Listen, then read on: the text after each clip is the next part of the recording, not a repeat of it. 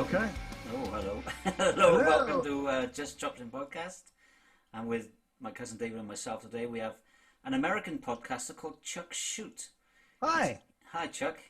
He's had some really great guests on his show, including guys like David Duchovny, I've seen. Yeah. And that's a big one. From Yeah. X-Files and Californication. Yeah, I love those shows. Yeah. I never really got into X-Files, but I did watch Californication, so... Yeah, I didn't. I should go back and watch X-Files. I feel like it is a good show, but I just never saw every episode. But Californication, yeah, I saw every single one of those. That was a great show. Yeah, there's quite a comedic, I think. Mm-hmm. Quite a comedic show, so... I've never watched it. I gotta be honest. You never watched it? No, is it? He's got like a long one or something. Is that kind of like what it's all about? Or was that Yeah, he's a bit of a serial dater, I think. I think that's Okay. more the... Yeah, he's a writer in Hollywood, and he's just he's a mess. He's like sleeping with a different girl every night. He's like doing drugs and just drinking, and it's just like living out like the young male fantasy, I think. Yeah, It's a but good he's show. about 50. Yeah. That's the problem. Yeah. Well, that's what he talked about in my interview with him. He's like, yeah, people will come up to me and say, I'm the real guy from Californication. And he's like, well, good luck with that, because it's a TV show, and it's not very realistic to do that. So, yeah. Yeah, and I see you had like singers on there, like Dee Snider from Twisted Sister, and you had Don Mclean on there, which was probably quite a huge episode for you. Yeah, that's a big name. He was just doing like a press junket, so he was like doing every freaking podcast. It was crazy, and I just happened to be one of the millions or whatever that he did. But yeah, for me. It was a big accomplishment to have him on the show. Yeah, I didn't even realize he was still alive, to be honest. Oh, really? Yeah. How old is he? He must be 70 plus. Something like that. Yeah, he's got like a super young girlfriend, and I think he's just living off the royalties from that song. I mean, I think that's really like set him up for life. Yeah. We spoke about this on another podcast with, Katrina and the Waves, Walking on Sunshine. Yeah. Yeah, they make like £1 million a year in royalties off that song. Still? Yeah, it was on the radio a few weeks ago. Probably because it's in like movies and TV shows and stuff too, huh? Yeah, it's produced and published everywhere, so it's in television adverts. Right, Like because movies. they don't sell like albums and stuff, but I think having that song be in commercials and movies and TV things and things like that, and being licensed for all that stuff, I think that's where all the money is. Yeah, that's where all the money comes from. Yeah, amazing, isn't it? Amazing what you could make. Yeah, is that a British band? I can't remember. Yeah. Katrina and the Waves, yeah, they were. Yeah. Oh, okay. Are they? Because in the U.S. they're like a one-hit wonder. Are they the same in UK? Or they have other pretty songs? much. Okay. Because sometimes there's like, what's that one guy's name? The guy that sings Millennium, Robbie Williams. Robbie Williams. Yeah, so he in the U.S. he's like a one-hit wonder, but over there he's like a massive superstar, right? Yeah, he is. Yeah. Well, yeah, I think he's losing a bit of popularity at the moment. Well, not at the moment. It's sort of waning, you know. When he was in Take That, when he was a kid, he was really huge. Mm-hmm. Obviously, because the rest of Take That was huge, and then he sort of like went off on his own because he was doing loads of drugs and stuff, and they sort of like fired him, I think, to be honest. Okay, yeah, but I mean, started he did a lot better there than here.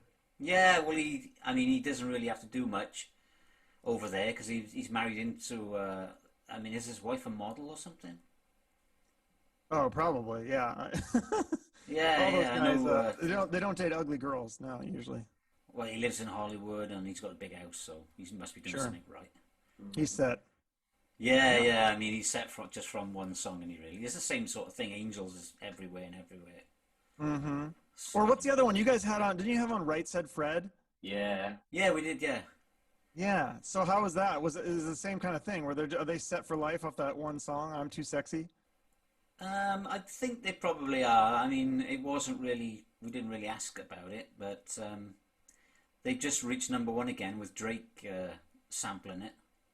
Oh, okay. Because Drake's #1 in the US at the moment, I think. Okay, I didn't know that had a sample of that. That's funny. Yeah, it's right at the beginning. It's actually I'm Too Sexy. We spoke about this yesterday with Caitlin. What did she say her name was? Cook. She says her name's Caitlin Cook, but it's actually if you pronounce it from the UK, it's Koch. So Yeah, she put us right on that, didn't she? yeah, she did. She told me off straight away. So so we Good to call her know. Caitlin Kutch. Yeah, Nice. but Right Said Fred is still releasing stuff now and gigging an awful lot as well. But what they said was, when we were talking to them, is that they're not so big in the UK.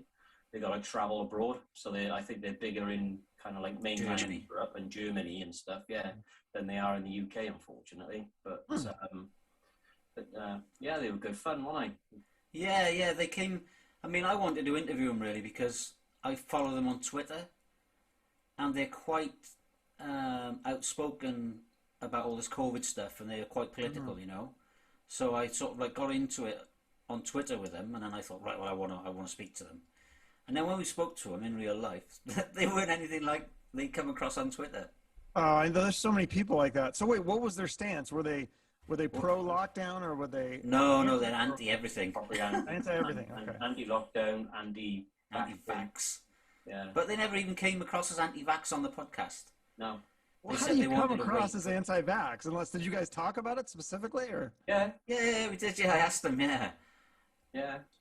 because on Twitter they're anti-vax, and then when they came on the podcast, they said we're not actually anti-vax. We just want to wait and see what the outcome is because we Okay. don't feel that the clinical trials have been long enough. So we Yeah, just but want to wait. they're ooh, how old are those guys? In the early 60s, yeah. But Ooh, yeah, as well. See, I think you got to weigh the risks, and I think if you're over 60, I think you got to get the vaccine. I think it's worth it, worth the risk, because they don't know the long-term effects of the vaccine. But in the short term, I mean, you have a good chance of dying of COVID if you're over 60. I've seen so many people dying because they didn't get the vaccine. It's like Yeah. Well, he was in hospital probably about a month ago because he caught COVID. Yeah, he was. But he actually said when he came out he still wouldn't get a vaccine yet because he's still nervous of it. That's his opinion. But I thought Richard had it and Fred hadn't, but it must have been the other way around because one had had the jab, hadn't they? One of them. I don't know if either of them had it. I'm sure Fred had the jab, so but Richard caught it anyway, and he was really, really poorly. Yeah, he had a different kind of jab. it's interesting that with social media that you can learn of like Right Said Fred's vaccine, stance. Like I just feel like 20, 30 years ago, like we would have no idea what, pop stars or rock stars or any of these people thought about a lot of this stuff. And maybe if we read an interview in a magazine or something, but now it's just like so prevalent with social media. Yeah. Well, the only one we would have known was Bob Geldof, wasn't they? Back 30 years ago, Bob Geldof out of the Boomtown Rats, he was very sort of outspoken and things like that. So he was always in the press, talking about different things. Yeah, the guy that did Live Aid, you know him? Yeah. Oh no! I remember Live Aid. That was a bit. I mean, I wasn't. I think was that in the 80s. I feel like I was too young, but I've definitely obviously heard of it. It was 84, 85, was it? Yeah. I was like 6 6 years old or something, but that was a big one. That was a big. You look older, Chuck. Sorry to disappoint you. Yeah, I remember I was. It was 86, I think, because I watched it and I think I was 14. No, I think I was 19, so it must have been 85. Yeah, because the other one then, the Christmas, Do They Know It's Christmas Time, came out at Christmas. Yeah, but it was either the year after or the year before. So one was 85 and one was 86, but I can never remember which way round it was. I can't remember. There's Live Aid and Farm Aid. Those are the two different. Yeah, Farm Aid was the American one. Was it Canada? Okay. Probably. Which one was the one that Queen performed? Was that Live Aid? That was Live Aid, Yeah, that was a big one. Yeah, because they did an American one, didn't they, with Bob Dylan, and Phil Collins did both because he flew in Concorde. That's right, yeah.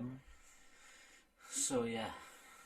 It's crazy when they have those big, giant things like that, or like when Michael Jackson did USA for the World, and like We Are the World, We Are the Children. But like I just had the guy from, he did the biography on Prince, and he said Prince didn't want to be a part of that because he couldn't be in charge. So he's like, I'm not going to do it. And they had like every pop star at the time that was huge, but Prince refused to do it. No way. Kind of interesting. Yeah, I mean, that's egos, I suppose, at the end of the day, isn't it?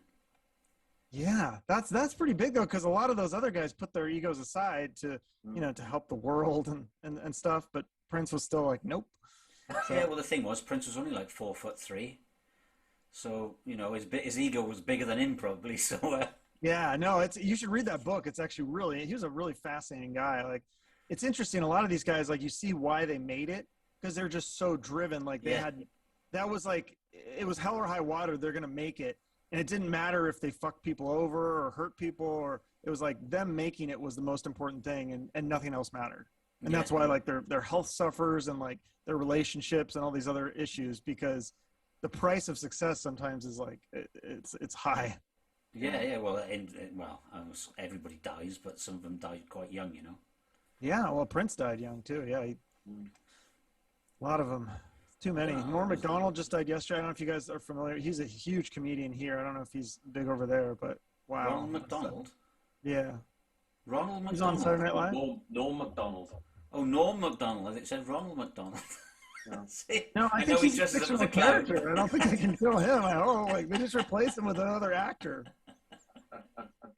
Yeah, he was Canadian, wasn't he, Norm? Yeah, that's right. Yeah. I never heard of him, but I saw on Twitter that he was Canadian or something. What was he in any? Was he in any like sitcoms, or did he do more stand up? Yeah, he was in a couple failed sitcoms, and he has a movie Dirty Work, which I think is hilarious. And then he did a lot of stand up, and then he did kind of like some like talk show stuff, podcasting kind of thing that I think is also, I thought it was pretty funny. So I don't know if it's available over there. Oh, right, cool. Have a look. Yeah, we'll have to look into that. Well, what got you into podcasting then, Chuck? Yeah, I mean, I think it's just a love, like, for what you see on this, if you're watching this on video, you can see like all the interests I have, sports and music and movies and stuff like that, comedy, TV, all that stuff. And so, I mean, I want to be a part of that world. And I think this was just a way to get in there and do it and talk about it and talk to people involved in it. And so it's really exciting for me because as a kid, I just loved all this stuff. And a lot of these like rock stars seem so far away. Like you could never talk to them, you know, when you're a kid, like they're like untouchable or something. And so then to be able to sit down and have an hour-long conversation with some of them, it's kind of amazing. Yeah, I mean, I've spoken about this as well. They sort of had a mystique about them, didn't they? 20 years ago, 30 years ago. I mean, you couldn't get anywhere near them. I mean, obviously there was no internet access to these people, and now they're busy cooking their eggs, and you can see what they're having for breakfast, you know. Right, yeah. Again, it goes back to the social media especially, too. Yeah, there's no mystique anymore. You know everything. You know what they think. You know what they're, how they're cooking their meals and everything. Like so much. There's not a lot of privacy here. Yeah. But do you think that's partly their own... I can't say it. It's their own doing, but is it also their own undoing, you know? Yeah, I mean, yeah, sort of, because, well, I think, like, if you're really controversial on social media, though, you're going to get a lot of followers, too, so... Well, I'm pretty controversial, but I don't get any followers. You got to be even worse, then. You got to be crazier, I guess. I don't know, because, yeah, I'm sure a lot of them lose fans for stuff that they post and things like that, but then, yeah, some of them, they gain fans for things that they say, like, especially with the COVID and stuff. People are... You know, if you're on, it doesn't matter what side you're on, you're gonna gain and lose followers based on whatever side you take on that. Yeah, I would imagine politics would be the same as well, especially in the States, because we mentioned it last night between Trump and Biden with Caitlin, and I can imagine, you know, there's so many fanatical people either side, and if you post one thing straight away, you've got all the followers from one side jumping on you and all that. So it does get a bit crazy and heated, doesn't it?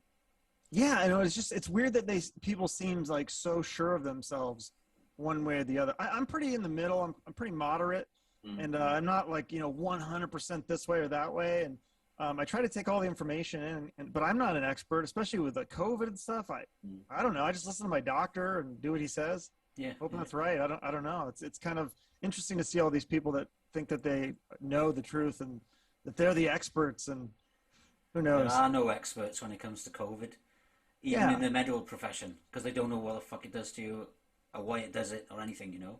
That's true, it affects so many people in different ways. That's very true. It can't be, you can't be an expert in it because it's not following one line. Yeah, that's true. Yeah, we don't know the long-term effects of COVID, but we don't know the, because people say they don't know the long-term effects of the vaccine. Well, they don't know the long-term effects of having COVID either. Like, No. it may come back, it may stay in your body and wreak havoc. Who knows? Yeah. Well, there's a short-term effect of it to the left of me here on the screen. Terry had it probably about 6 weeks ago, didn't it? No, I had it fucking 3-4 months ago now. Was it one as long as that ago? Yeah, it was in May. Was it really as far back? Yeah. Yeah. Yeah, it was in May. It was in beginning or middle of May I caught it, and I was really, really ill. And I don't know if you've seen my podcast on it, but nothing makes sense at all. Nothing. You know, they tell you that when you get sick, you need to take a test to see if you're negative or positive. Mm-hmm. But you're at your most contagious 3 days before you start showing symptoms, and then you're testing negative. So it's like, none of it is fucking adds up, man. It's just all over the place. So, Yeah, it's scary stuff. Yeah, it'd be nice if you could show symptoms immediately when you get it, so then you would know. Because yeah, you're right. You're spreading it. That's how it's spreading. Is people are spreading it because they don't have symptoms, and they're going out and doing stuff, and they have no idea. And then 3 days later, well, they're spreading it even though they're tested negative, which is like, it's bizarre, you know. Yeah. So for some knobhead on the internet, on Twitter, to say they're an expert at it, right, is just, you know, because the experts themselves are not experts on it. Because nobody knows what's going on. So that would be refreshing to hear some honesty and just saying, look, we don't know everything, but here's what we do know. So here's, like, you know, playing the odds. You know, if you're 60 years or older, probably get the vaccine, you know, and I don't know, whatever parameters they set up. But yeah. Yeah. Have you been vaccinated then, Chuck? I did, yeah, because I wanted to travel and I wanted to do stuff, and I didn't want to I was like, I don't know. I just said, screw it. I guess I'll just get the vaccine. I don't know. I thought maybe I might need it to get into some of the places that I was going, because I was traveling all over the country, and I didn't think it'd be safe to be traveling and going to all these events and restaurants and bars and things, and if I wasn't vaccinated, because then if I got sick on the trip, then that was going to ruin my trip. So a pretty selfish reason, basically, is why yeah. That's the same as David. I took it just so I could go back and watch live music. Well, yeah, I mean, I wanted to go to concerts and stuff. I wanted to do stuff. And so which one did you didn't get the AstraZeneca one, did you? Because I heard. I plumb right for the big one. We went straight for it. We did. So because they don't even have that one in the U.S. and I heard there was some problems with it or something. Yeah, blood clotting. Yeah, but it's okay. very. I don't know what the numbers are, but the numbers are very, very low, and I think there's more chance of you getting a blood clot from taking the pill, you know, than there is having the injection. And I'm not on the pill, so I thought my odds would be fairly good on it. But the pill. I thought you said a pill. No. Then what sort of pill is he taking, Dave? Contraceptive pill. But like when I turned up for the morning, they don't tell you which one you're going to have. So I really? 2 hours to get into our local stadium. Got in there, and then as you walk, they take your temperature and do everything else. And then it's like, oh, by the way, you're having the AstraZeneca. And I was like, oh, just have it, innit? Do you know what I mean? But I had some mild symptoms, thankfully, and I was okay. And then I was the same on the second one. It was more headaches than anything else, really, that I had with it. But all of my family have had the Astra, apart from my kids who are younger, so they've had the other one. So which one? So, the other three. There's 3 or 4 now. Yeah, what's the other one called? Moderna, I had. Moderna, Pfizer, and Johnson. I had the Johnson. Yeah, Pfizer they had. Okay, so, yeah. I think in the UK, anybody under 30, they're trying to make sure they have the Pfizer. Yeah, everybody over 30, they're okay with the Astra. But my parents had the Pfizer, and they're in their, well, my dad's in his 70s. But that was kind of like what was available at the time. So, you know, and I didn't want to delay it, to be honest. So I wasn't too bothered which one. He was first in the queue. I was pushing in, pushing everybody out. But even now, you know, over here, I'm still wearing face masks when I go out, and I think it's more through. I don't think the face masks do an awful lot, to be honest. I don't either. Well, yeah. But they actually stop you from being recognised when you're robbing that bank, Dave. That's it, yeah. But so I'm more for the hand sanitizer. So when whenever I'm handling anything when I'm out, you know what I mean, I'm sanitizing, and I try not to use cash anymore. You know what I mean? I think it's I think the way you get it really from what I've read, I mean it's not 100% because you could get it, just a droplet could just fly through the air or whatever, but it sounds like mostly it's people getting that are having like one-on-one face, interactions and talking for long periods of time, and that's how it's usually transmitted from what I've read. Also, so you're an expert now. What? No, definitely not.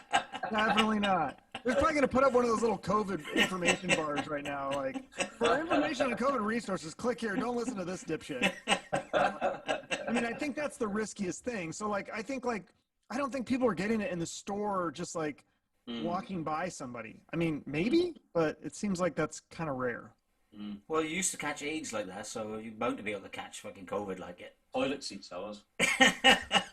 AIDS? No, you get that from the monkeys or whatever, I thought. Remember all those scare stories when AIDS was AIDS, yeah, around? that was the thing when I was a kid in the 80s. Like they taught you that. You're just like, whoa, this is scary shit. Like if you have sex, you're gonna get AIDS and you're gonna die. You're like, okay, I won't do that then. Yeah. So, but now no one talks about that. I guess they've cured it, or they can control it, can't they? They can control it, yeah. Yeah. So but even it's really bad in like Africa and stuff, right? Yeah. In some countries in Africa, it's really, really bad still.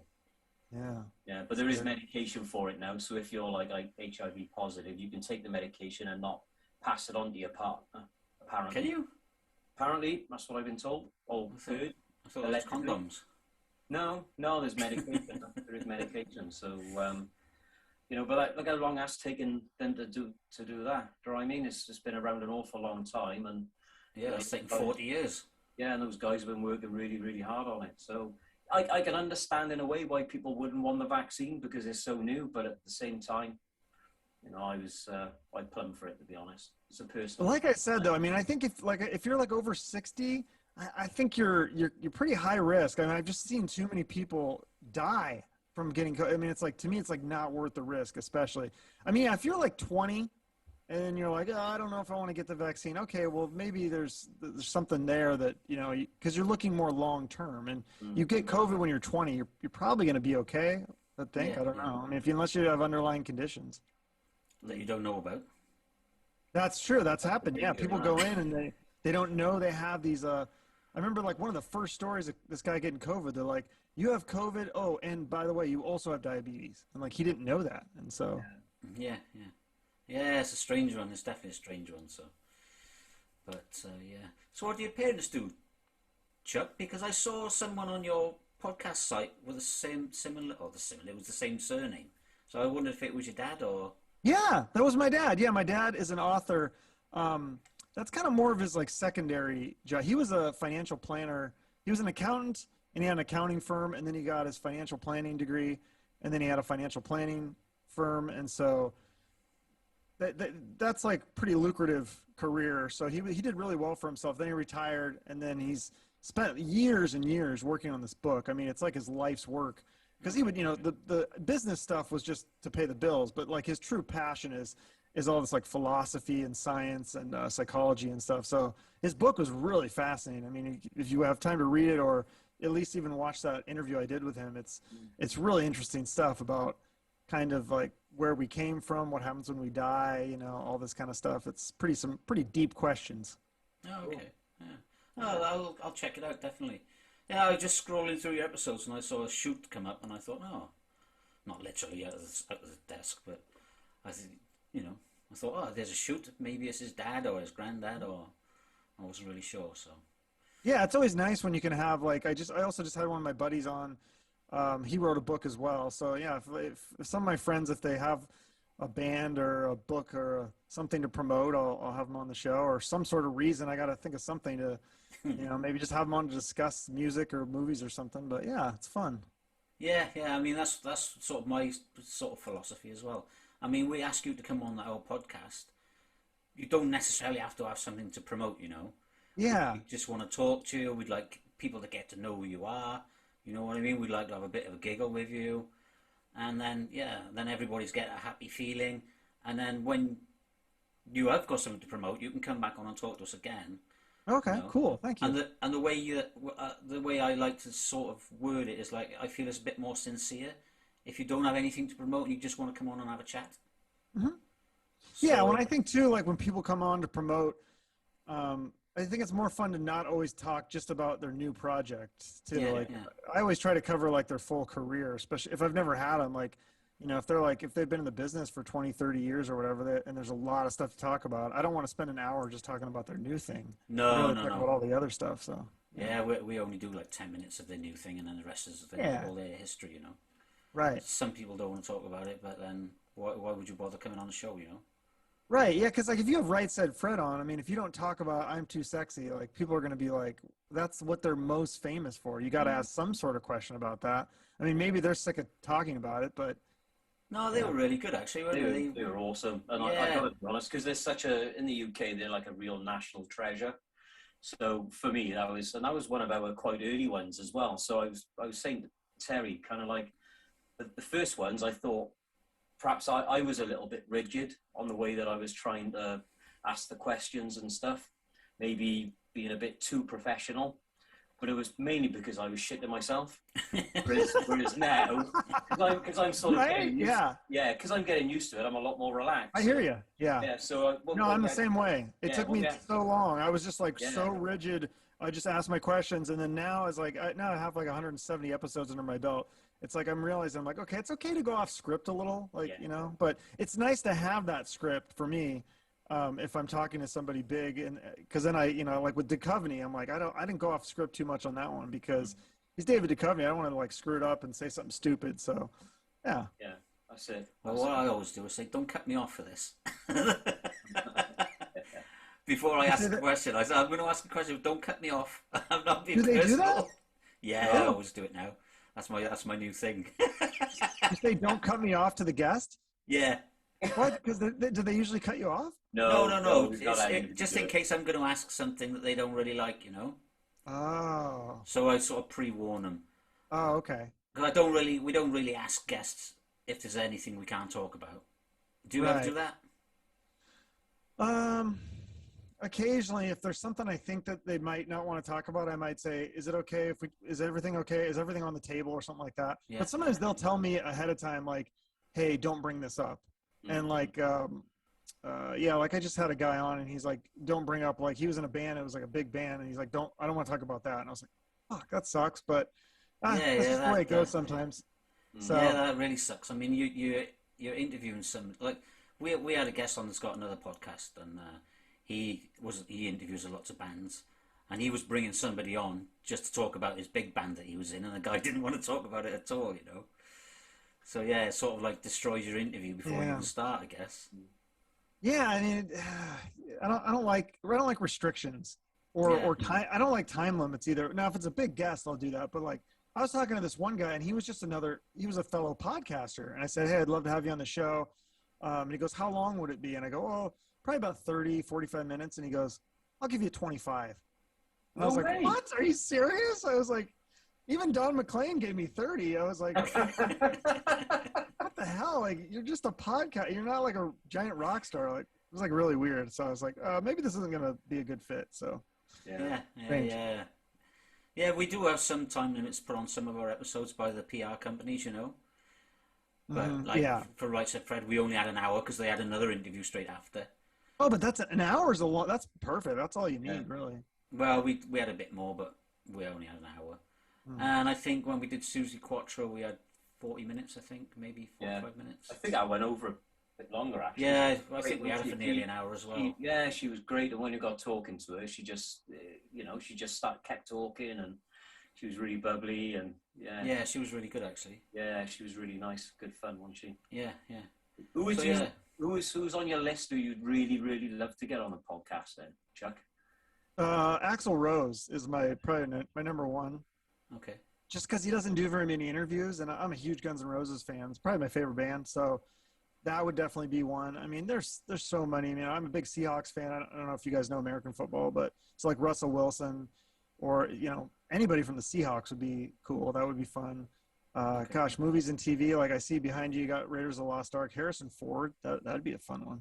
Yeah. It's not right. It's not right. It's actually it's my favourite rock star who's done a digital. Oh, it's a parody of Raiders of the Lost Ark. Yeah. Okay, I can even see it. Wait, who is that? It's a guy called Toby Jepson.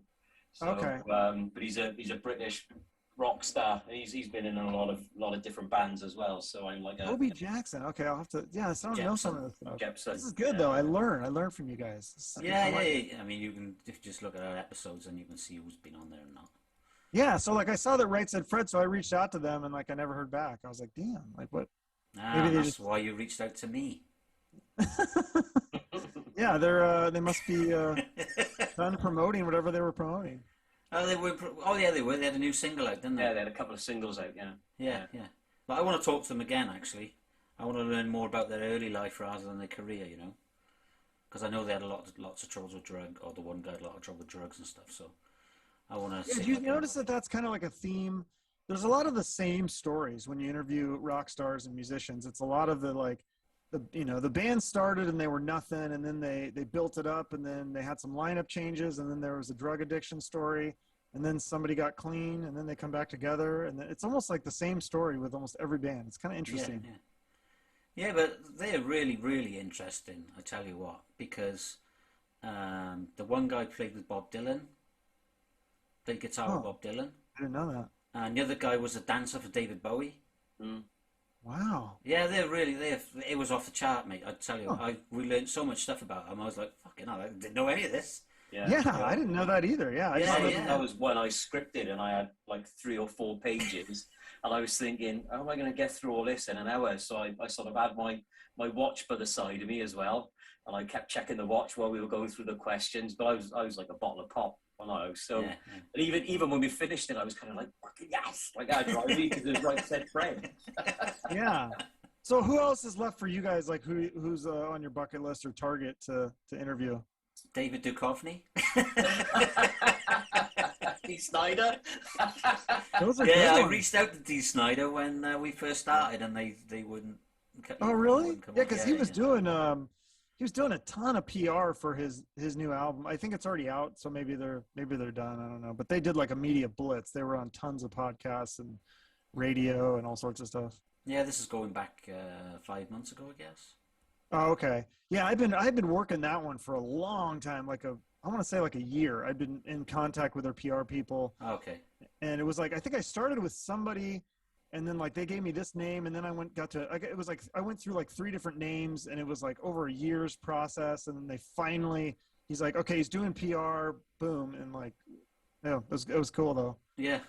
Sometimes it takes a long time. Do you guys find that too? You know, the weirdest part is when you reach out to somebody and a PR firm or something, and then they message you back like a month later. I'm like, are they just now going through their emails, or did they save that email and then like schedule to when to I don't understand that. I don't know how you even remember. If someone's like, hey, find this email from a month ago, I'm like, I don't even know how you'd find that. Yeah.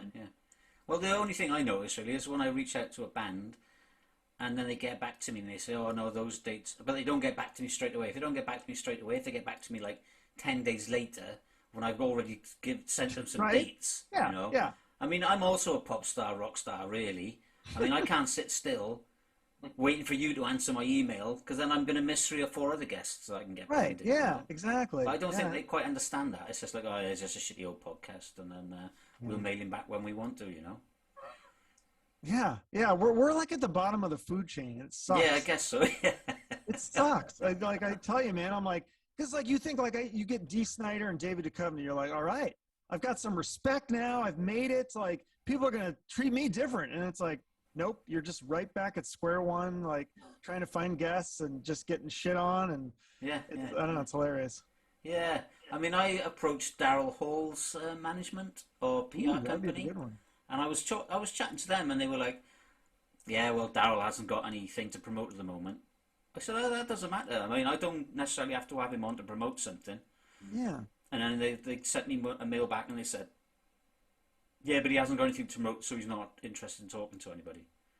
So I just sent an email back and said, oh, well, I'm really sorry that he feels that way, that he really, you know, the only reason he talks to people is to promote something. And then they sent me a mail back saying, it's not only your podcast. We haven't got nothing against you. So it's like, yeah, righto, you know. Well, I'm surprised they even responded to that stuff. Like, yeah, that's wow. Yeah, but you know, I mean, really, we're only fans. This is my thing. Me and Dave, we're only music fans, or we're only fans of the people we're trying to interview. You know, and we would like other fans to get to know a bit more about them as well. You know what I mean? Mm-hmm. And that's Absolutely. what we're doing. So if you think, well, these guys are only fans, I don't need to talk to them. It's the fans that put you where you are in the first place.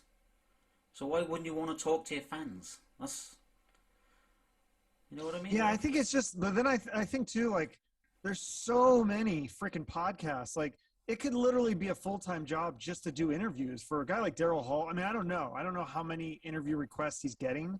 Yeah. But like, yeah, you'd think like, I would think they would try to do like one a week or something, maybe at least, or one or two a week. I don't like it when they do these big media blitzes, because then it's like, I feel like it's like the same interview. And if you're a fan, you don't want to watch the same interview, like 30 of the same interview in a week span time. Whereas like, if they're only doing one or two interviews a week, you might watch all those because you're like, it's like, you know, it's been a week or a month or whatever. And if they're more spaced out, you know what I'm saying? Yeah. What if they watch our interviews? They wouldn't watch anything else, to be honest. Because we certainly don't keep it very stiff. We keep it really, really loose as we can, you know. That's good. Yeah. So, I mean, we had Caitlin on yesterday, and she sent her PR manager back a message which she sent to me saying we were hilarious. So, you know, we really tend to go a lot off topic. So, but that's good. Yeah, that's fun. Do you do this full time then, Chuck? Kinda, yeah. I mean, it's not really paying the bills at the moment, but I'm putting all my time and effort as much as I can into this, and hoping that it's gonna do something. Yeah, that's the same as me. Yeah, I just feel like it's like I'm on this path, and I felt like for a while, like I said, I had Dee Snider and David Duchovny, and I was like, all right, like I made it, like. You know, like I'm on this like path and I'm on the right direction, head of the right direction. And then it's like, boom, you're back at square one. So, I don't know. I feel like I'm talking to a couple of Herberts from Wales. What's that? I said, you're talking to a couple of Herberts from Wales. No, but this is good. Like to be a guest is like, that's a huge compliment. So thank you for having me on. This is great exposure and just, it's so fun. I love being a guest. Cause I don't have to prep as much for being a guest really. Yeah. You guys are supposed to have the questions. That's right. Yeah. Well, we're supposed to, but between the three of us, we'll keep the conversation going. I think we're doing a good job. It's fun. Yeah. That's it. Yeah. But you're saying, I mean, have you tried getting into radio or anything?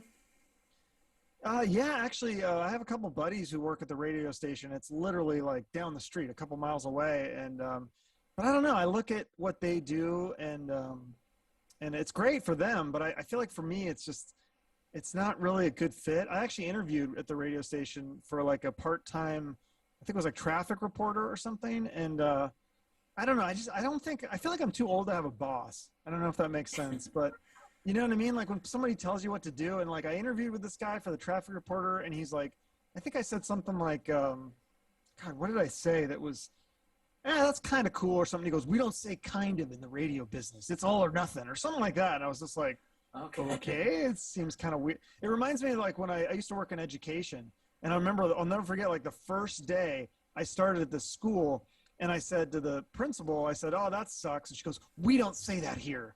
And I was like, I'm an adult, lady. I'm like 25 years old. I can say sucks if I want to. Like, sorry to offend you, but, and so I don't know. It's weird like that when I don't like having people having that power over you. It's strange. Yeah. Well, do you have a family then? No, just me and my girlfriend right now. Ah, right, okay. I was just wondering, because you say it's not paying the bills, so I guess your girlfriend's supporting you then. No, I mean, I make ends meet. I've got savings. I've got credit cards. You know, I do side credit work cards are not savings.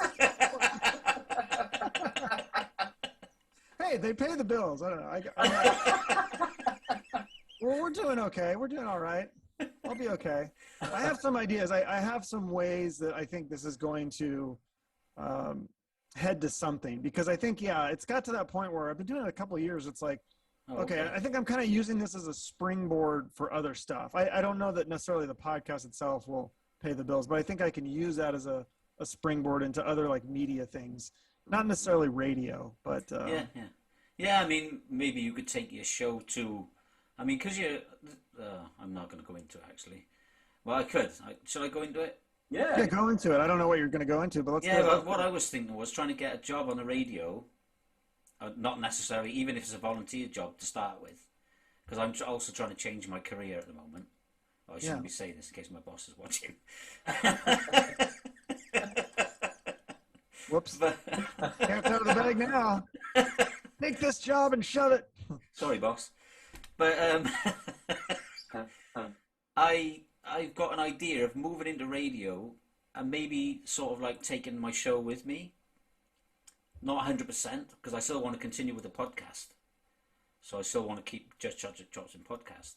But then if we could do like a Just Chopsing on the radio to get far more reach, if you like.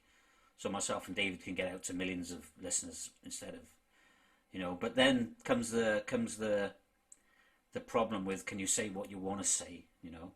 It doesn't really matter.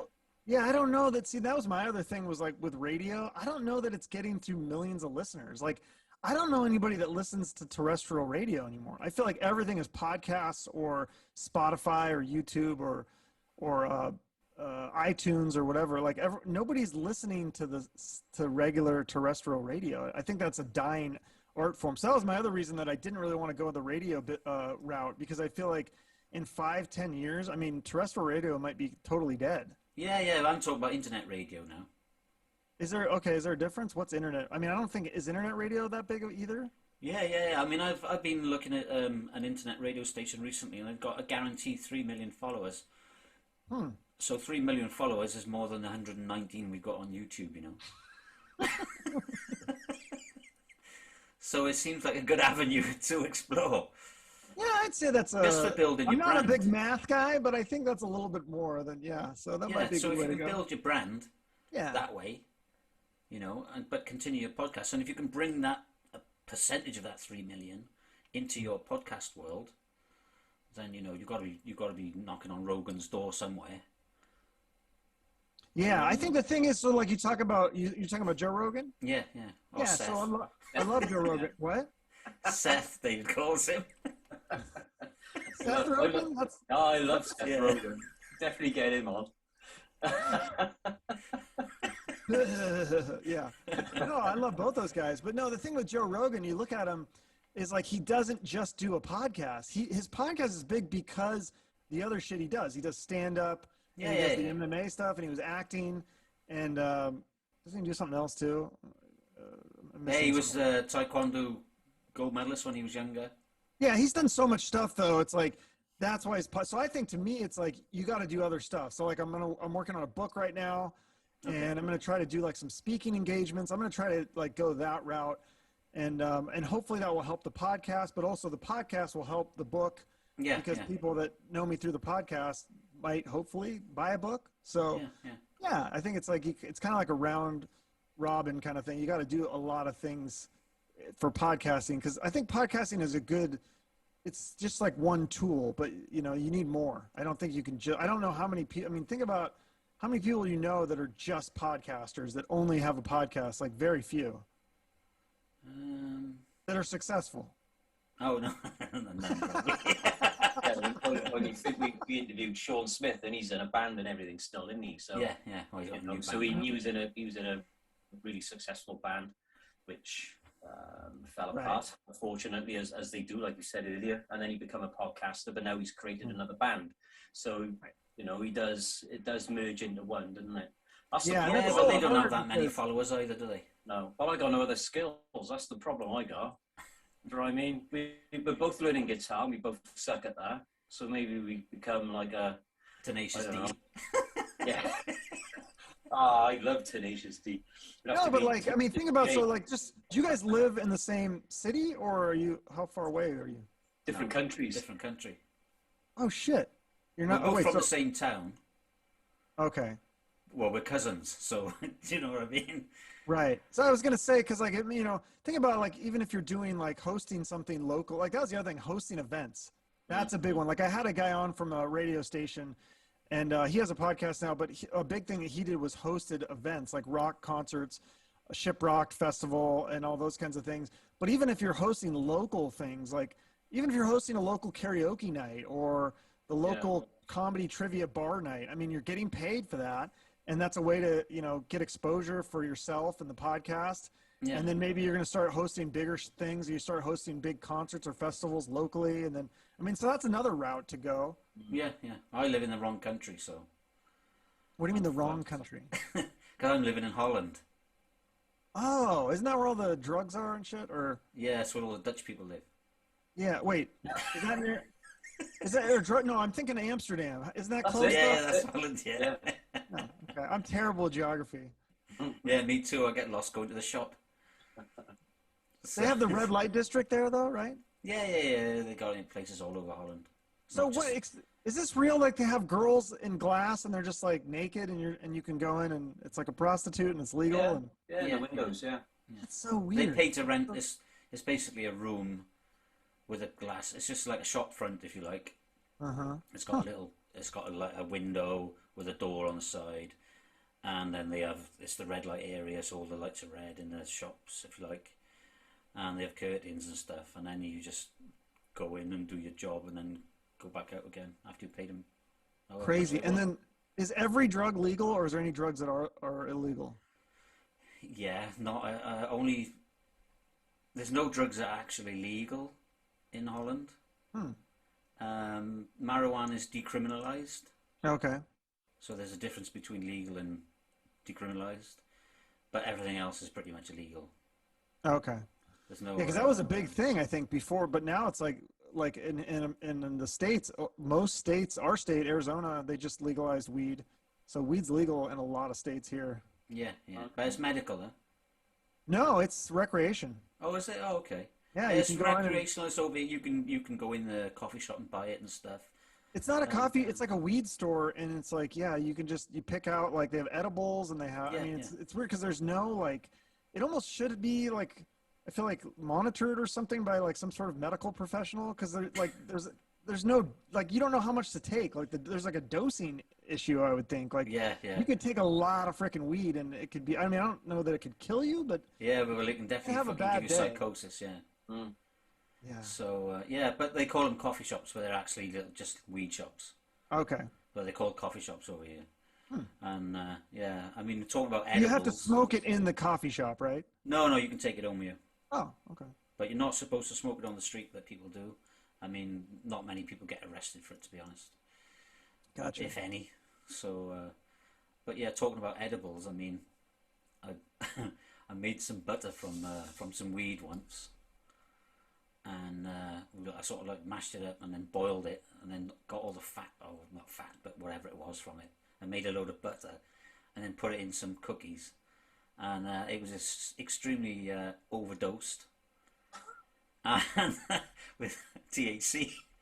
Oh shit! And what happened? I had a pretty fucking eventful night. To be honest, I mean, it was so bad that I was like hallucinating and stuff and getting traces off everything, and it was like, whoa. Was it a fun hallucination or was it like a scary? Because see, that's the thing is like with weed is like you can have a bad trip and it's not fun. Well, I thought it was okay actually. Okay. But my girlfriend spun out a bit, and she didn't know what to do with herself. Yes, that's why I'm not as big a fan of weed. I feel like it's I guess alcohol is the same way. You can drink a lot, and then you could be having fun, and then all of a sudden it can flip. And it kind of like heightens your emotions. I don't know. Yeah, alcohol, especially. I mean, it amazes me how all these drugs can be illegal, and then alcohol is legal. It's like, it's such a mind-bending drug. It's unbelievable. It can be, yeah.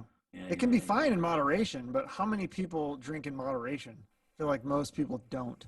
No, I only used to drink to get drunk, so, I mean, I don't drink anymore, but when I did drink, I only drank to get drunk. I never drank just to be social. I was always drinking to get drunk, so.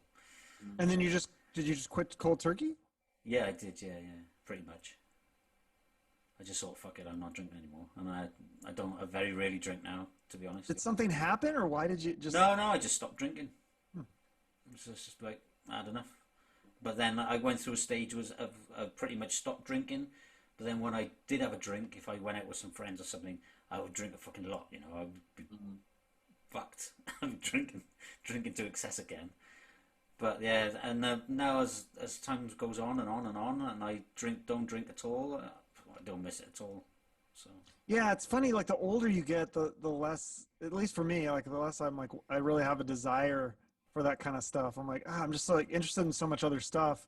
And I feel like it really takes a toll on your body the older you get. You're like, oh man, like you have like just a couple drinks and like, yeah, it's almost you like know what that is?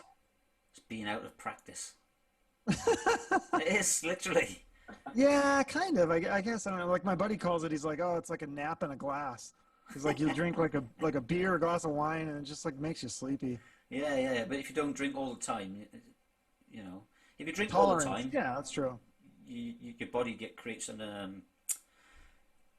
tolerance to it. Yeah, for sure. So yeah, and then you can drink and drink and drink. And that's what I used to do. I used to drink and drink and drink and drink, you know. But then yeah, it's just like fucking. As I've gone on now, it's like it's not even worth drinking anything because I'm gonna be rough. Mm-hmm. I sort of like my mind has switched over, so I sort of substituted with a cup of tea instead. So it's like He's good. yeah, it's like because sometimes I come in, I really want a beer, and I think, I can fucking murder a beer, and I just like have a cup of tea, and I'm good. That's good. Dave. Wait, you're drinking beer right now? Yeah. That's funny. I didn't even notice that until right now. You drinking that this whole time? No, when we first started doing the podcast, I had a beer with it. To be honest, it was quite nice because I quite like the taste of it as well. So, you know, but I can enjoy one beer and not have to drink and drink and drink. Do you know what I mean? So I think that's a weird phenomenon that I've noticed too. When I get older, I'm like, oh, I can have like one drink, and it's like, this is okay actually. Like they have this Guinness coffee thing that I found. It's so freaking good, and but like one is good. You have like two, and it's like, oh, that's way too many of those. But like one is like, it's pretty good. Yeah, I can just have one beer, and then I'll have a cup of tea.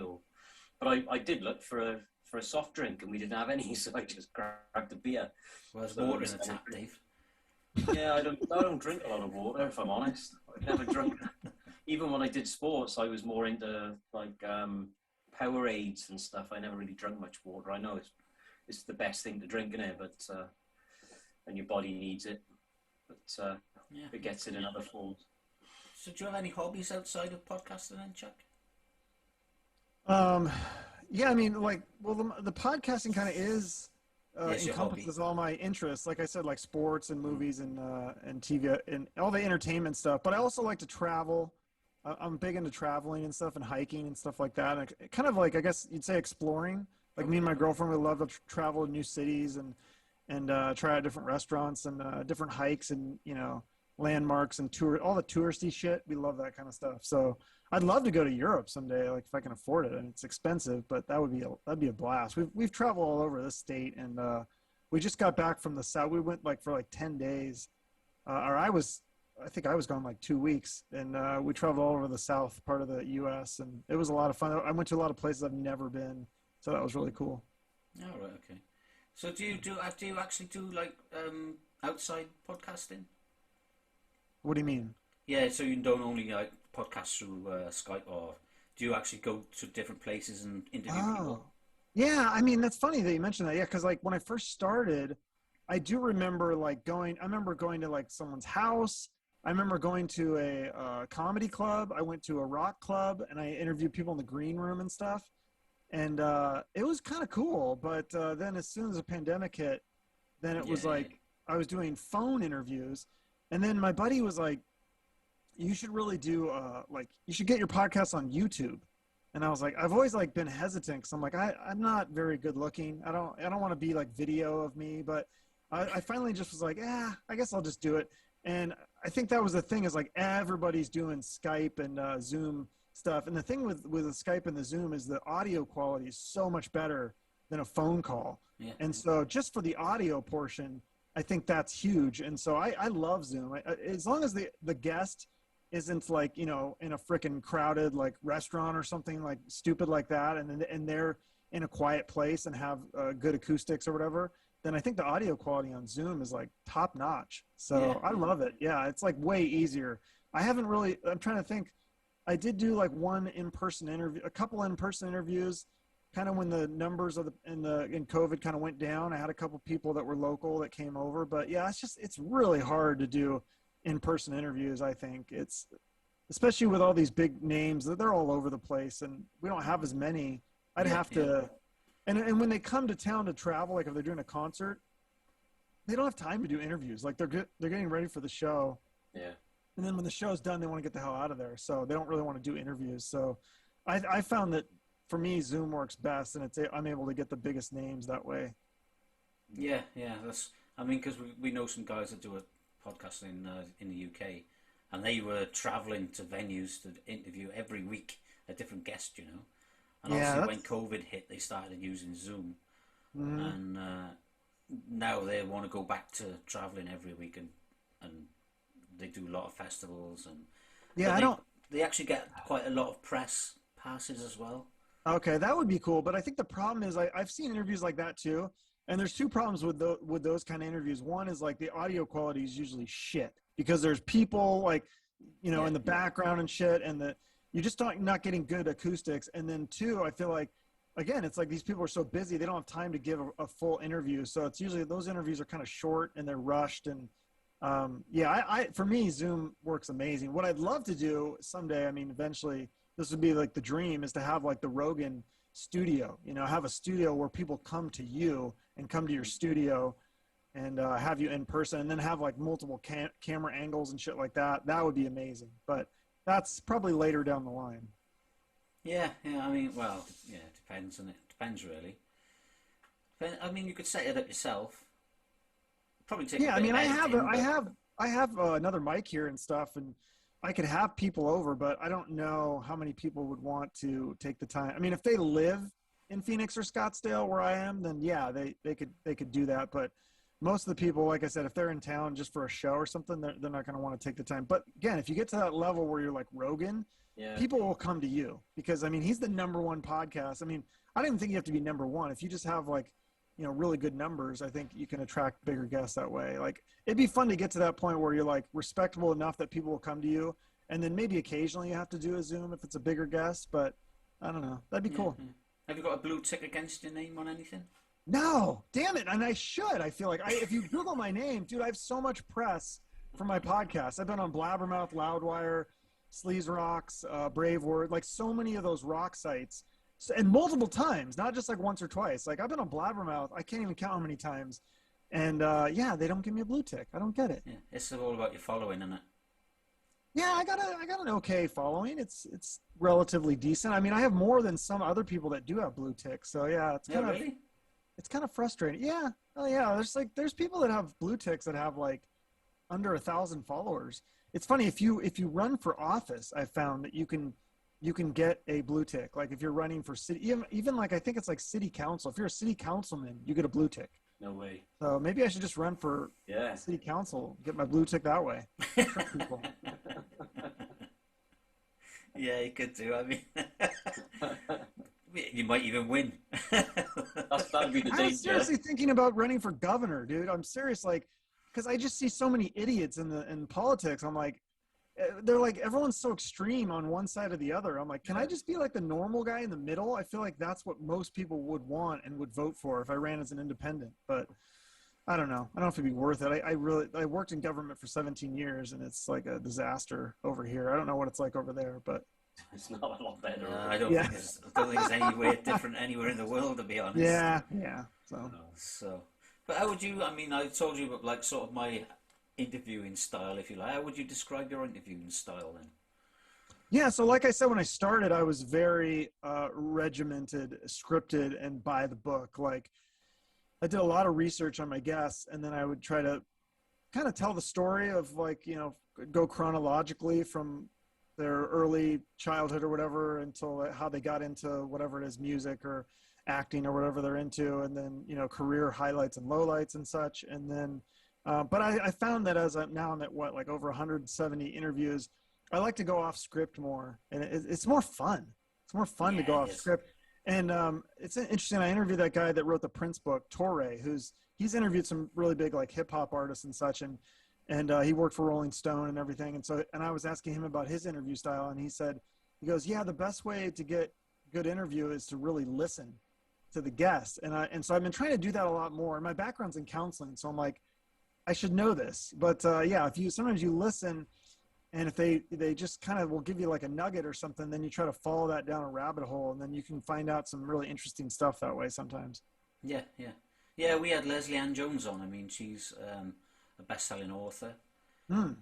She's like she was a really big journalist in the journalist world, going back to the 80s. She was friends with David Bowie and Freddie Mercury, and she did a biography about John Lennon.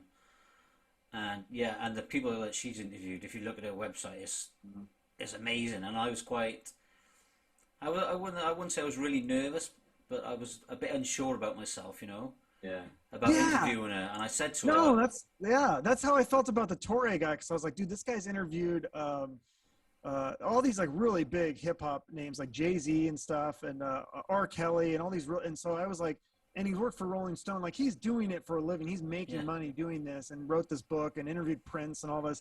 And so I'm like, it's almost like you're more scared of that because they're really good at what they do and you're trying to do what they're doing, and so you feel like they're going to be more judgmental, like, oh, this guy's not a very good interviewer, like, but he was super nice. So I'm assuming hopefully that girl was really nice to you. Yeah, she was. I mean, I did say, didn't I? I said, I'm going to put a disclaimer on this right now that I'm not, and me and David are not fucking journalists. Do you know what I mean? We're nowhere near in any shape, fucking size or form. Right. So she just started laughing, and she said, well, all you just need to do is just be yourself. Because she also introduced Prince. She's interviewed anybody who's anybody. I mean, movie stars, singers, artists. I mean, you name it, she's done it. Okay. What's her name? Lesley-Ann what? Lesley-Ann Jones. Okay. Yeah, she was great. Yeah, she's might be a good one. Yeah. How are you guys doing getting guests right now? Because I feel like I was cooking, man. I was on fire, and I was getting all these guests, and I felt like hot shit. And then it's just like dried up, and like I sent so many emails, and I just cannot get a response. I'm like, I don't know what's going on here.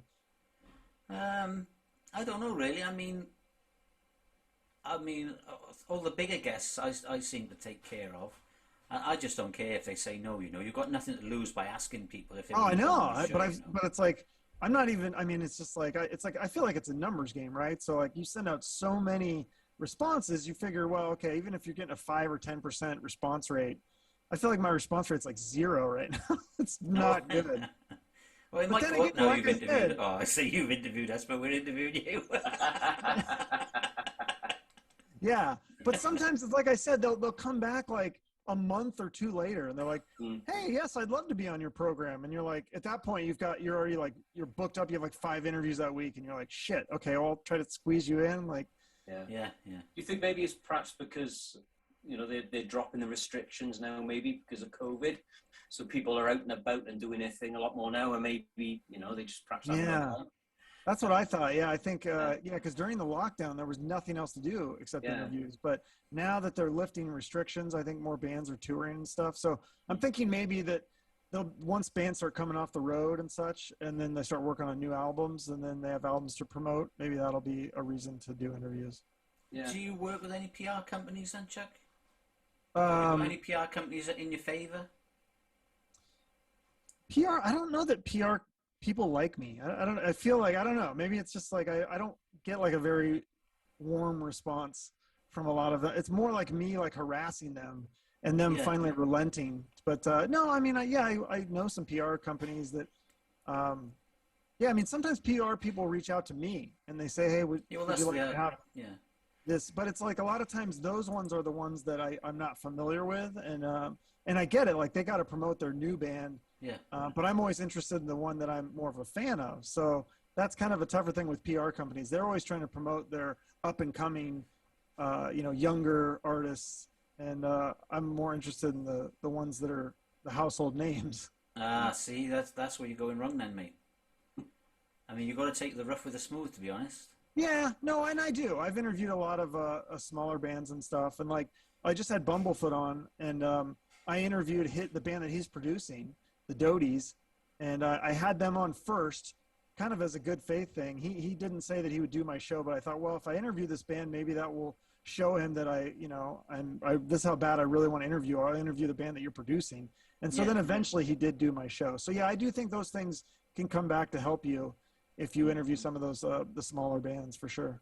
Yeah. Well, we don't mind because we like talking to smaller bands because one day they could be that big a band that you still want to interview. Yeah. Well, and that's the thing. Like, I've interviewed a lot of the smaller bands that I'm a fan of personally, like Joyous Wolf and Of Limbo and True Villains. And like, I've had a lot of those kind of bands. Like, I find them and I go, oh, this band's amazing. And then I'll usually reach out to them. But for some reason, it's like when the PR company reaches out to me, then it's like, it's cause, I don't know, sometimes then you listen to the band, and if you're not really a fan of them, it's harder to interview a band that you're not really feeling it, I guess. But sometimes interviews where you're not necessarily a huge fan of the person are sometimes the best interviews, because sometimes you just have chemistry with the person. And like some of the guys I've interviewed, like, their music wasn't my favorite, but I really enjoyed interviewing them because they're really cool. Like, or we just had a good connection or whatever. Yeah. We interviewed a band, the lead singer from a band called Massive Wagons. And before we got them on the show, I mean, David said to me, "I don't really understand this band. I don't get him." And he's seen him like 6 times already. And then when we spoke to the guy, I mean, David was sold, really. You know, we had such a good interview with him, and he was like, "Fucking hell, this is great." And he was a really, really, really top guy. But like you, I do a lot of research, so I've been listening to the music for the week. And I said to Terry, I really like their music now. It's sort of like starting to connect and click with me. And like I said, I'd watched them loads of times. But the funniest thing with that interview was Terry introduced us, and then he said, "And Dave, don't get your music." And that was the first thing that came out of his mouth. I was like, "Fucking hell, here we he go." called you out. Oh shit! Oh, he threw me right under the bus. But he was awesome. He was such a good guy, and he said, "Yeah, I get that." He said, "We're not everybody's cup of tea." And I said, "Well, I'll stop you there." I said, "Because I started listening to you, and I like this track and this track and this track." And then after I interviewed him, I went to a local festival and bumped into him and had a natter with him, and we had a bit of a catch up and a photo and stuff. So it was really good to see him again. So that's awesome. Yeah, it was good. That was pretty cool, and he's such a good guy as well. He's really good. Have you ever had the opposite though, where like you love the person's music and you're a fan of what they do, and then you interview them and they're just a total asshole, or they're like a boring interview, or we're not going to say anything about that, Dave. Yeah, to be fair, what we've said is sounds like a good story here. What's amazing is how many nice people we've come across. So where we've been interviewing these people, and even like we said, Susie Quattro we had on, who was massive. Right Said Fred, you know, some really, really, we had Carol Decker on as well, out of Tapau, you know, some really, really big artists. But they were just like so, like not unassuming, but just really, really nice people, really lovely people. And, you know, and then we've interviewed guys that, you know, like you said, we've not come across before, we know nothing about. They're obviously trying to make it in the music business and they're just starting out. And we have such a laugh with those guys as well. I mean, we've had some interviews and, you know, 80% of the interview is just laughter, you know, and we're just having a laugh with them. And, you know, and what we say with them is, you know, we like interviewing guys kind of like coming up in their career, because when they've got something to promote later on, we want to be there as well, and we could be part of that journey, which is really good. But no, in fairness, we've not interviewed any arseholes, or, you know, everybody's just been super nice, and we've been really fortunate. Yeah. How many episodes you guys have yet?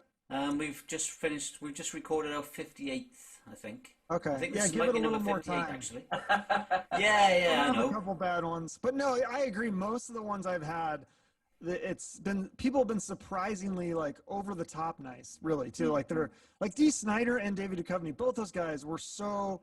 David Duchovny's like asking me questions about my wall and stuff. Yeah, I saw that. Yeah. I was like, what? Like he's interested in me? Like what? I'm boring. I want to talk about David Duchovny, you know? So that's really cool when people, I think it's because they're living out their dream. I mean, how could you not be happy? I mean, like you should be happy at that point. If you're not happy with that level of success, like you're never going to be happy, I think. Yeah. I mean, if you don't have to worry about paying the bills and you can do what you want when you want, you know. I mean, that is really living the dream, isn't it? Yeah. You know, you're not stuck to 9 to 5. You don't have some asshole. You got to turn up and punch the clock every day. No, you don't need to work 9 to 5. You just put it on the credit card, like I said. Yeah, yeah. Worry about it later. Yeah, it's not savings either. But what was I going to say? How do you fare with your guests sharing your episodes then? Because you know we've had some episodes. I mean, they start off pretty slow because our guests don't really get straight into sharing them, and then you know they take a little while to build up some numbers. I mean, we're still only we've only been going like 4 months, so we're still a really young podcast. Even though we've this is like, I'm sure this is number 57 or number 58. So we're recording a lot, you know. Yeah. We're trying to take advantage of we were trying to take advantage of the lockdown period, really, where we could cram as much in as possible, because it's definitely going to slacken off a little bit, you know. Mm-hmm. Well, yeah, I mean, when I first started, I would ask every guest, that was like a stipulation, like you have to share the episode if you're going to be on my show. But I started to realize when I started getting into the bigger guests, like if you want Dee Snider, you want to interview him, he's not going to share your episode. No, I know. So he did share my the story they did about our interview. So that was cool because Blabbermouth did a story about our interview and then he shared that. So that was pretty cool. Yeah. So you kind of have to be you have some gratitude and just be grateful that you get to interview a guy that big. But yeah, I think if it's a smaller guest that doesn't have a massive following and isn't doing a massive amount of interviews, I think they're typically going to share the interview anyways because they're excited that they got to be on a pod. Like for me, like I'm excited to be on a podcast. This is amazing. So of course I'm going to share this. But one thing I found that you can do, here's a little trick I'll teach you for any other podcasters are listening. I mean, some of us already know this, but I feel like I kind of discovered this on my own. And now I feel like there's other podcasters that kind of like, I don't know if they stole my idea. It's not like the most original idea or whatever, but when I started, like, so I would interview a band, and what you can do is join their, if they have a fan group on Facebook, and then share the interview. What's that? You're not the first person to do that. No, but I don't think I didn't see very many people doing that at the time when I would be joining these groups. I never saw people sharing their podcasts in there. And then I started doing that, and then I see like a lot more doing it now. So I don't know if I was the first person to do it, but I'm just saying like, yeah, so that's a really good way. Like, I don't know I'm sure if you go on Facebook, Susie Quattro Facebook group, there's got to be somebody, maybe there's 1,000 fans in a Facebook group, and share the interview in there and just say, here's my interview with Susie. Sometimes they'll take it down and say, you can't self-promote or whatever, which doesn't make sense to me. No, like people, it's you're interviewing the person that they're a fan of. Like they probably want to see an interview with that I don't know. So typically people will respond that way. I think that's a good way to promote it. But yeah, I mean, obviously the best is if the artist themselves can share it on their own social media. But also, like I've had like Bumblefoot, I think he shared it on his story on Instagram and stuff. And so the stories on Instagram are not as powerful as the actual posts on Facebook or Twitter or the actual Instagram posts, because stories are kind of disposable and not everyone's going to see it and such. But yeah, I mean, you can always ask if they could, what you could just do is just email them the link and say, if you'd like to share it. Yeah, that's what I do. Yeah, so sometimes they do, sometimes they don't. There's not a lot you can do about that. But yeah, I think the sharing in the Facebook groups is that, I think that's been good for me. I've started putting videos in comments on YouTube as well. So say, for example, if they've released a new song and the comments are open, I'll go in there and say, check out our podcast. We had a great chat with these guys.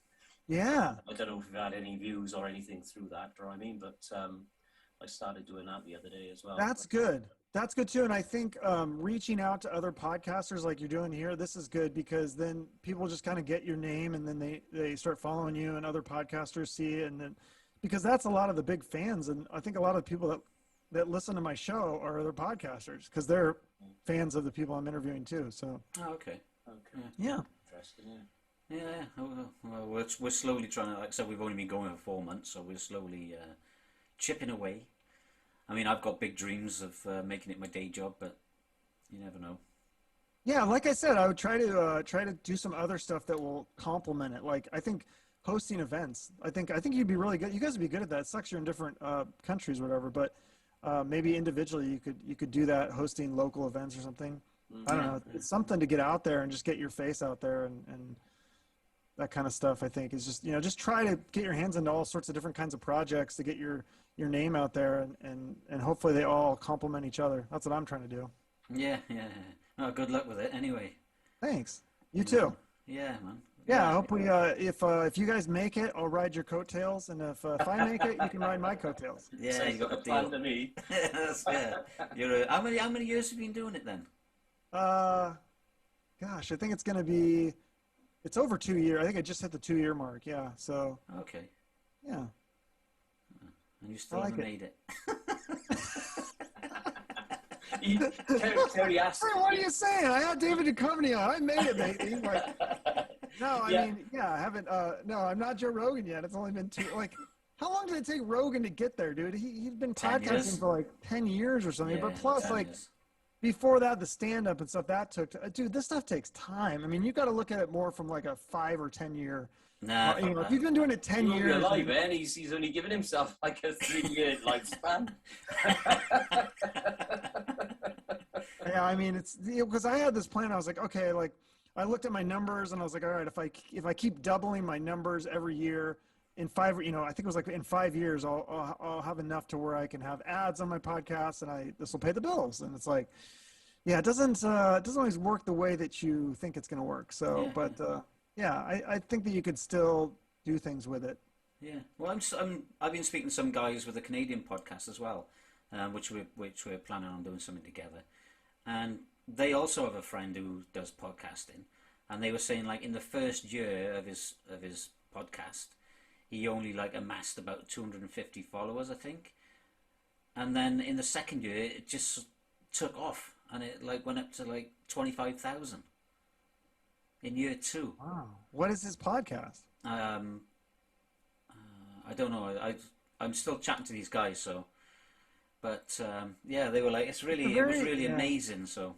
It's very saturated market right now, especially with the lockdown. Everyone started a podcast, and so it's like, how do you stand out? And I don't know, man. I think for me, it's like I know my thing is kind of like the research thing. Yeah. But I mean, I'm trying to just give good interviews and hope it leads somewhere. Yeah. That's what we're doing, really. I mean. But all right then, mate. It's been good talking to you. Because it's a bit easier with myself and Terry because we bounce off each other and talk over the top of each other. Yeah, like we just said. So how do you find it on your? Do you get nervous sometimes if there's a really big guest? Do you know what I mean? Yeah. Oh yeah, for sure. Yeah, especially in the beginning. Like even like my second or third episode, I was like shaking before. But now it's like I've done so many. I mean, like when it's like a David Duchovny, then you're like, oh shit. But he was super cool and down to earth. And so sometimes it's like the people that are kind of those mid-level that have like had some success, but then they just like, they kind of have an attitude with you. And then it kind of throws you off your game a little bit. But it'd be nice to have a partner. I guess that would come in handy sometimes for sure. I don't think they'd last long with us, Dave. It's not that. It's just because of the way our interview style works. So I don't think they would really throw us off guard, because if they throw one of us off, if one of us maybe went a little bit off guard, then the other one is there to back the other one up. Yeah, it's 2 against 1. That's nice. You have like a team. That's really smart. Yeah. No, you guys are good. I like it. This is fun. You guys have a good chemistry and it's fun. Just laid back. I like this. Yeah. That's our ambition, I suppose. Mm-hmm. If you, for a better word, I guess, Dave. Yeah. Is it ambition? Is that the right word? I don't know. Goal? I don't know. No, it's no. Strategy? Style? Strategy's more. Well, it's not really a strategy. It's just the way we do it. So we don't plan it. We haven't planned it like this. Your style. Yeah. I like it. Laid back. Yeah. I mean, and a lot of people that have been on the show have commented that they like this style because, a lot of the interviewers give it the same questions and it's the same rigid format. With us, they come on and they don't really know what to expect. And then they go away with a good feeling. So No, I like that. Yeah, you're exactly right. Yeah, I like that too. That's what I've been trying to, like I said, I've been trying to go off script more and just kind of follow the guests down rabbit holes, because that can be a lot of fun, just talking about all sorts of random different things. Yeah. And yeah, I think it's fun for the listener too, because I'm interested in so many different topics. And like you said, if it's, you know, the guests that they've been asked the same questions, like their fans have probably heard the answers already, so it'd probably be fun to talk about something different. Well, we actually had a really good comment on an interview we released last week with a band, and one of the guys in the band has come over from Canada. He went to live in the USA, and then he's gone over to live in the UK.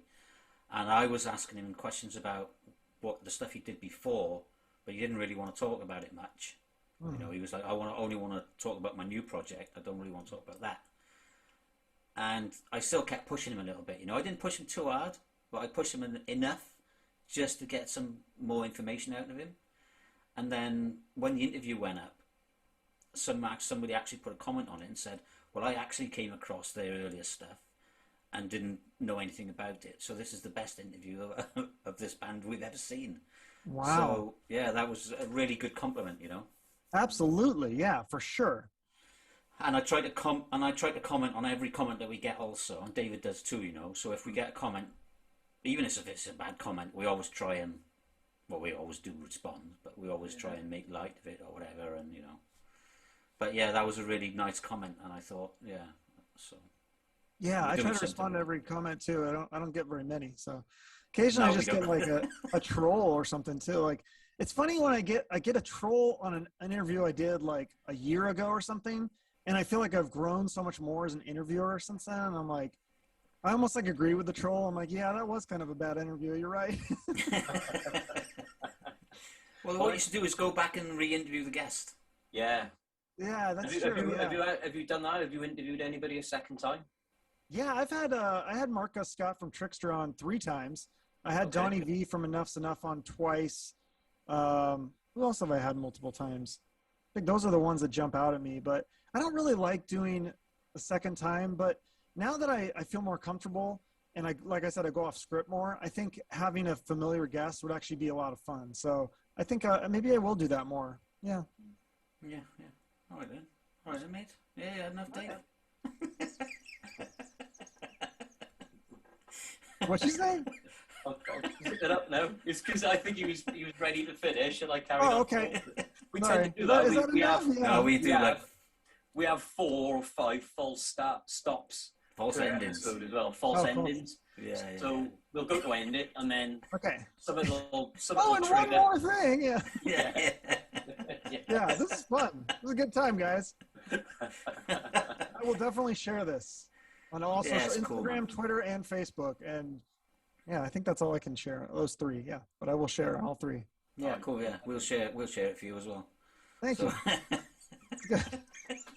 And I subscribed to your channel earlier on as well, so I'll okay, yeah, I think I subscribed to your channel too. If I didn't already, I will for sure after this.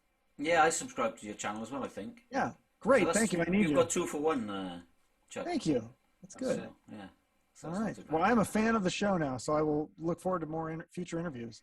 Yeah. I hope you enjoy it. I mean, like I said, we're just fans. That's all we are. We're just a pair of. That's all I am too. Yeah, I'm not a journalist or anything. I don't have any training, so I don't know what the hell I'm doing.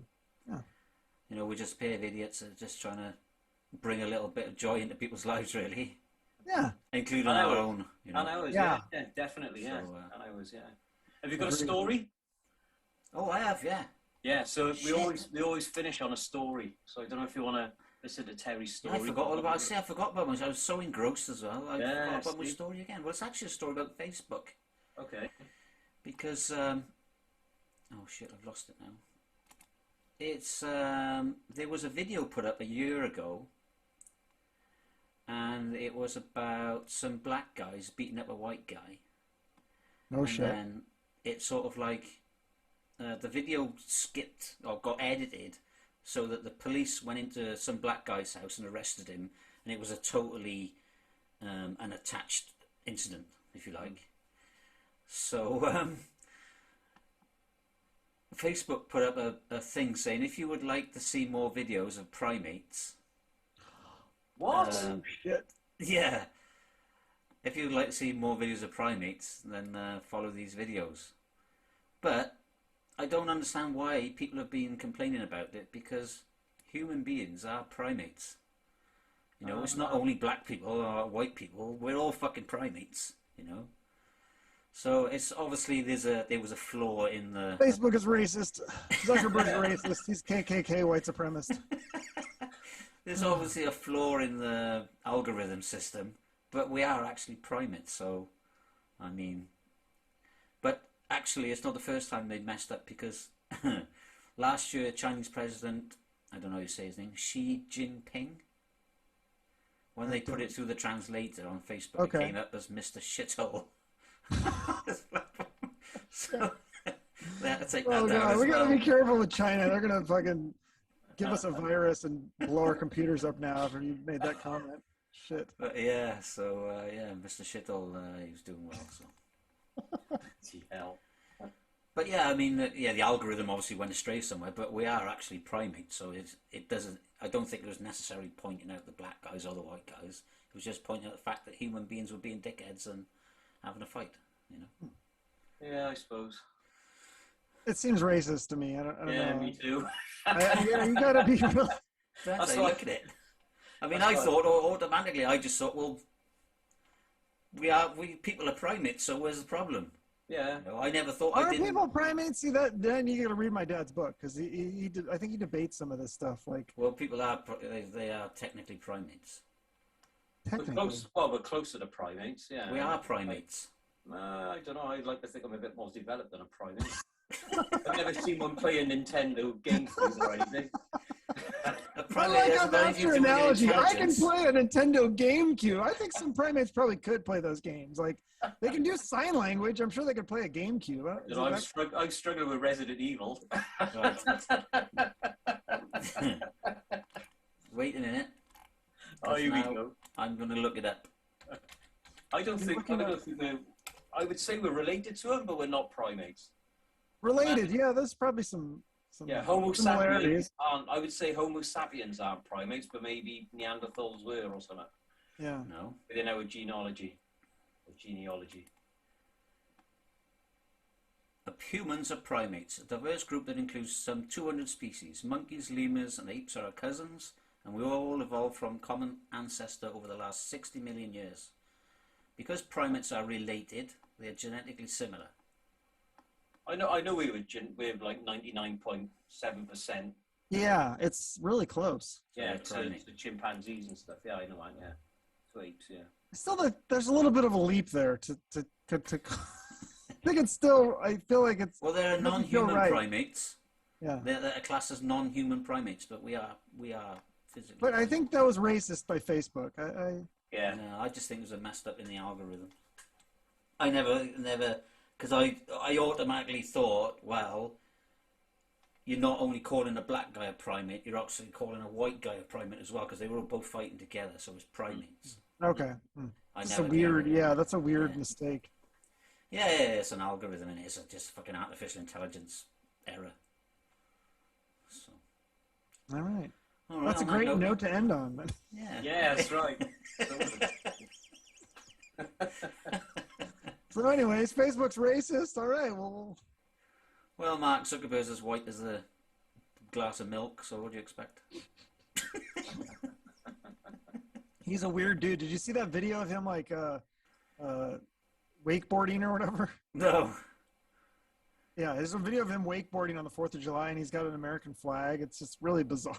All right. Strange guy, but he's rich, so he can do whatever he wants. Yeah, that's the trouble, isn't it? You know, look at He's Trump. made it Trump's rich. He does whatever he wants as well. and He says became whatever, president of the fucking country, so Yeah. and then lost the presidency. yeah.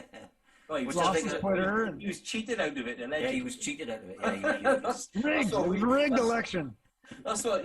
That's what we had on the news in the UK. I mean, it is weird because it seems like I'm not a big fan, but he has a lot of fans. I don't see a lot of fans of Biden, but somehow Biden, I guess, because people, for as many Trump fans there are a lot of people that really hate him. Yeah. So I guess they just voted against him rather than for Biden. Yeah. So it's interesting. We got a substance over here. I don't know if you have it in the States called Marmite. It's like What's that? It's like a beef. It's yeast.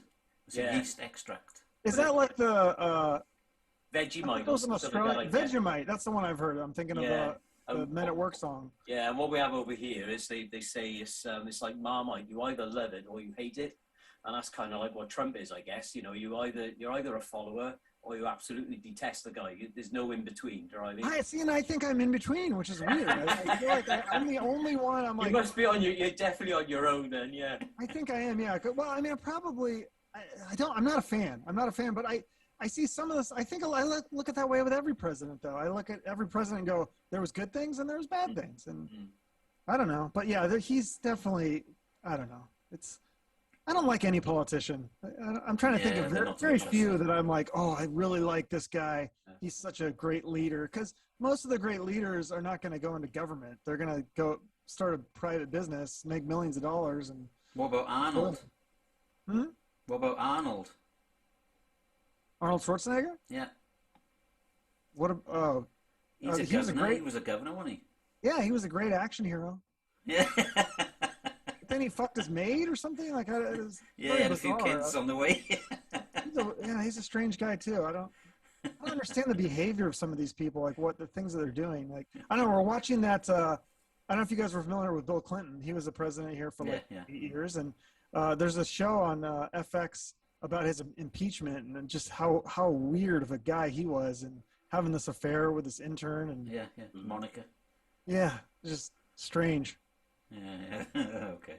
They're all they're all up to no good. What about Obama then? I thought he was the dude. Do you know what I mean? I thought he was really cool and everybody really sort of loved him and stuff. And then I watched a movie where what's it called?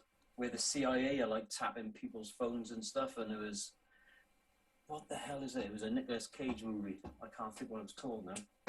Oh God, he's done so many movies. Yeah, Gordon Joseph Levitt, or Joseph Gordon Levitt, whichever way round. He was the main guy in there, and there was a guy that worked for the FBI, and he sort of like uncovered it, and he was going to be doing like a massive interview with the newspaper and stuff. But I was like shocked by that. But that was all during Obama's administration and stuff. So it does make you wonder, doesn't it? Because I remember I thought he was everybody in America thought he was the dogs, and I thought there's a lot of people that don't like Obama for sure. Okay. Yeah. He had his strengths and he had his weaknesses, just like any. I don't know. In my lifetime, I don't think there's been like an all beloved president. Yeah. No, there never will be. Yeah, I mean, I felt like it was weird because when I was a kid, I felt like most people liked Ronald Reagan, but I think now that yeah, he was a film star, but I don't know that he necessarily. I don't know his politics. Obviously, if you're a Democrat, you didn't like him, and then maybe now people look down on him with disdain. But like he was characterized in Back to the Future and stuff, and it wasn't in a negative light. And now I can't imagine them like with Trump in some movie. Every depiction of him is awful. Yeah, it's gonna be, huh? It's gonna be. Yeah, well. But then it's the same as in the UK with Winston Churchill. You know what I mean? Because he was, so influential during the Second World War. But then, if you look it was part of the history I didn't know. But before the war, apparently he sent the army into Wales because Wales were the miners were striking and stuff. So, Welsh people don't tend to love Winston Churchill, do you know what I mean? So there's going to be factions everywhere, isn't there, that like don't dislike and all that. So and he was a racist. Was he? Allegedly. I think everybody was racist in those times. How do you right? I mean, it was just like racist times. Yeah, without being racist, maybe because perhaps they just didn't know better. I don't know. Yeah, I don't think people were necessarily racist, were they? Perhaps it was just ignorance. Yeah, more. Yeah. I mean, if you look at like the early '70s comedy programs, like Alf Garnett and all those sort of stuff, Oh yeah, they get axed now, wouldn't they? Yeah, it ain't half Optimum. Yeah, they would really get axed. A lot of them. It's not necessarily racism, is axed. it? Yeah. So, but yeah. I know. We'll keep that for another show. Can't afford to watch anything. I'll say. We'll bring Chuck on and we'll talk about racism next time. Oh boy. I'm an expert as a white male, straight white male. I can tell you all about. Well, you've got black stuff on your wall. All right then, mate. We'll let you go.